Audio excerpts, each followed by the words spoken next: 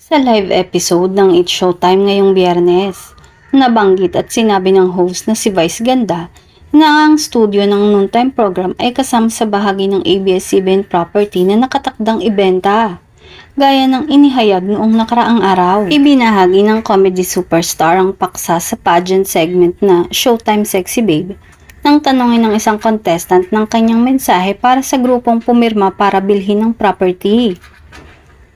Bakas naman ang lungkot sa mukha ng mga host nang mabanggit at mapag-usapan ito, lalo na nang sabihin ng contestant na sana'y magamit at mas maraming matulungan kung sino man umano ang nakabili ng lupa na kinatatayuan nito ngayon. Samantala, naging usap-usapan ng lilipatang studio ngayon ng It's Showtime kung mananatili ba ito sa ELJ building dahil masyado umanong maliit ito para sa studio audience o lilipat sa ABS-CBN Studios sa Bulacan. Sa ngayon ay pinag-iisipan pa umano dahil kung ililipat daw ang studio nila sa Bulacan, ay baka mahirapan ng mga studio audience dahil nga naman sa layo ng magiging biyahe nito. Maging ang mga host ay mahihirapan din umano sa pagpasok araw-araw.